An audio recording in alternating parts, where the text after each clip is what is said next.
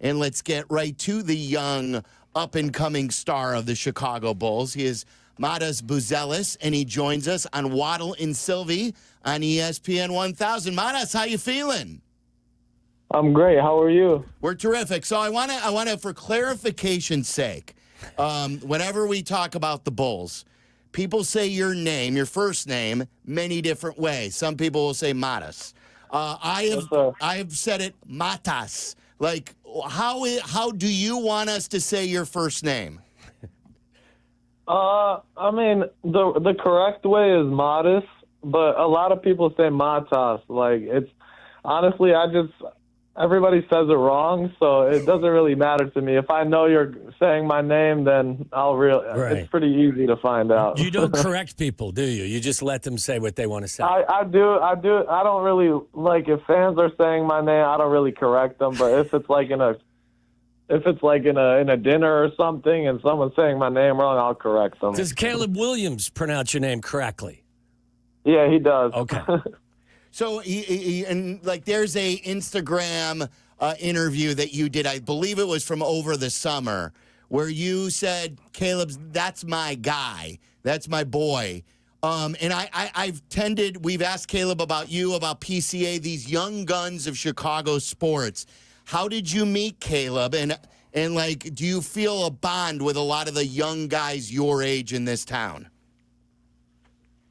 Absolutely. I met Caleb back when he was at USC and I was at Ignite, and we practiced there, and he came to watch our practice, and I got to know him there. And then, fortunately enough, we both ended back up in Chicago, and we got close actually hanging out with Cole Bennett, and we would chill often, like at Cole's house, do like a bonfire, and that's how we got close. Have you? And I absolutely feel the energy with the young guys, like Bedard, PCA, Caleb, all those guys. And then, the other thing that caught my ear, I was telling Waddle, who played for the Bears, that, you grew up here. You spent a lot of time here. You're now a Bull. You're tight with Caleb, but you said in this interview that you're not that big of a football fan or Bears fan. Is that still the case? Actually, well, I wouldn't say I'm a huge football fan. I have a lot of friends who play in the NFL, though, so it's like I got to start watching. I've been watching a little bit more. My friend Wade, who I'm best friends with, he started to make me watch football more, but I didn't really understand, the sport at first, but I've been watching a little more now. But I'm a Bears fan for sure. Any type of Chicago team I'm a fan of. Right. You got to say that. Even if you don't believe it in your heart, Matas, you got to say you're a Bears fan at this point. Hey, you just turned 21. What did you do to celebrate? I went to dinner with my family in Denver. We were out. We were playing a preseason game, so I don't really do much. I'm, of course, very grateful for another year. And, by the grace of God, everything went well for me. And I don't really celebrate my birthday that much. Okay. Oh, you got to, yeah. I mean, you'll when find, you get to be our age, you feel the end coming, so you celebrate them a little bit more. I guess that's the way we handle them. Matas, so when you look at year 2 versus year 1, and I mentioned you're from here for the people who haven't followed you or the Bulls closely, this town very, very well. But how different do you feel as a person, as a basketball player entering year 2 versus being a rookie? My confidence went up, of course. Honestly, for me, I don't really put any pressure on myself. I know what I'm capable of. And, year 2, there's a lot of expectations, but I don't really view it like that. I'm going to step on the court and I'm going to trust my skills. And I work extremely hard to work. I work extremely hard on my craft.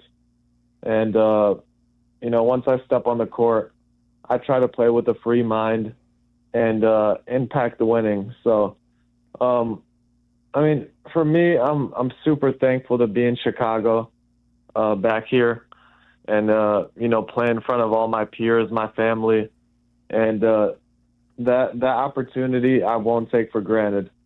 You mentioned you know what you're capable of. What are you capable of? What do you think I'm capable of? That's a good question. So I always remember what Derrick Rose said when he was a young player. I think it was year 3 after his year 2 when he was an all-star. He goes, "Why can't I be the MVP?"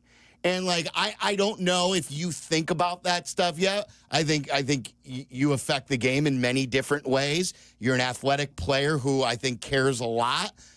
So that's why I'm asking you, like, is it too much to say an all-star this year? Is it, I know, like, most improved player has been on your radar, so you tell me. I never, ever limit myself as a player.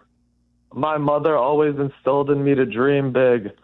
I see what I can be. Like, when I'm laying down at night and I see the vision of me hopefully being an all-star, hopefully being an MVP of the league. I can see it. Like, I manifest everything.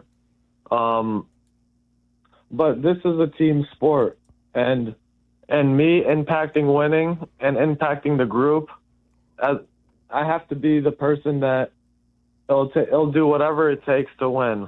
So if it's being the best on the defensive end on the court, if it's scoring the ball, if it's rebounding, that's what I'm going to do to win.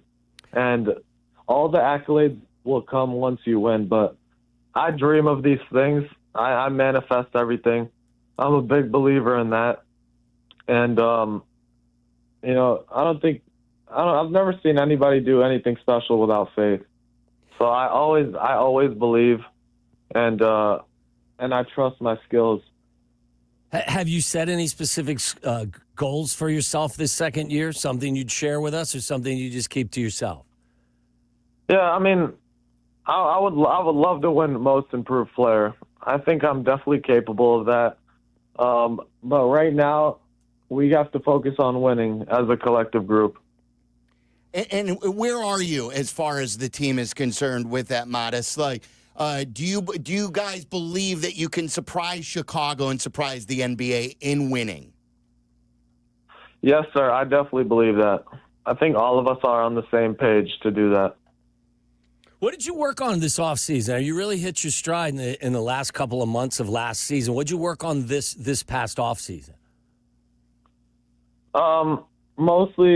Mostly shooting threes off the dribble, getting stronger, putting on some weight, but still being as fast as I am, as athletic as I am. So putting on good muscle, good weight, my ball handling. I basically work on everything. Like, basketball I like to refer it as a artistic sport. You have to be able to do everything. You have to be able to flow. You have to be able to just play with a free mind. That's how I view basketball. I think everyone's at their best once their mind is completely clear and not worrying about things, just focusing on basketball. I love basketball. I think of it every day. I play it every day. So every time I step out on the court, I'm a believe that my skills are there and I'm capable of doing anything. What was the biggest adjustment you had to make as an NBA rookie, or was there something that surprised you about the league and the night in, night out athletes that you were facing? Yeah, definitely. For me, it was the difficulty of not playing in the beginning. Mm-hmm. But I kept my head high. I kept my head in the sky. And I kept praying to God that I'd get the opportunity. And when I did, I was ready. And if you're not ready, it's on you. So you can't shy down from the moment. Matas Buzelis joining us. It's Waddle and Silvy on ESPN 1000. You mentioned your mom, and I believe your sister plays, your brother plays, and it seems like you have this real special bond with your family. Not everybody grows up that way. Am I accurate? And what does your family, your brother, sister, your entire family mean to you? They mean everything. Yeah, I come from a a basketball family. And I have a great mix. My dad is more of like a defender. He was more of like a scrappy guy, and my mom was more of like an offensive weapon when she played. So it's a good mix. But my family means everything to me. When everyone else is gone and has no belief in you, your family's always there.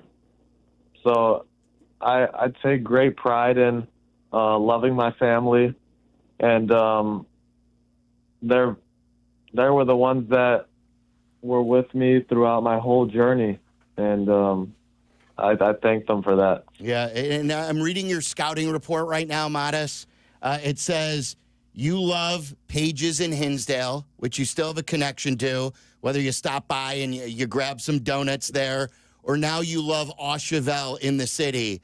Talk about those places and give me your top 3 list of places you like going to in Chicago right now. Top 3. Wow. Let me think. It's going to be tough. So I love D'Amato's Bakery. Yeah. That's my spot. I love Auchevelle for sure. Then Asador Bastion. It's a steak spot. It's pretty expensive though. That's the problem. You can roll like that though, can't you? Spoken like a 21-year-old, right? Exactly. I mean, I guess, but I'm very cautious. When you're not with your family, like who's the teammates you're most likely to go to dinner with at this point? Most likely? I don't know. Honestly, everyone. Yeah. I'm really close with everyone on the team. I don't know. It's Do you have tough. a favorite teammate? If we're going to dinner, we're all going. Okay. I like that. That's something good to hear. All right, and then before we let you go, we got Matas Buzelis on the Yingling guest hotline. It's Waddle and Silvy. My sons have the same basketball coach that you had at Full Package, Coach Dimitri. Oh, that's awesome. So what advice do you give them and any kid growing up in Chicago who is growing up now looking up to you? That's a great question. Grow For to be me, I'd 6'9". say say it again. I said grow to be 6'9" to start with. No chance. You could be any height if you love it and you if you put everything you have into it, or honestly anything. If you put all the effort in, and you put all the effort in, and you manifest what you can do, and you believe that you can actually do it, you can achieve anything in life. That was always my mentality. My mother always emphasized that, and I still hear my father's voice in the back of my head telling me, continue to work hard. Nothing will come easy, and always stay humble, no matter where you are in life and what position you're at. So, I would say have a very strong belief in yourself that you're capable of anything.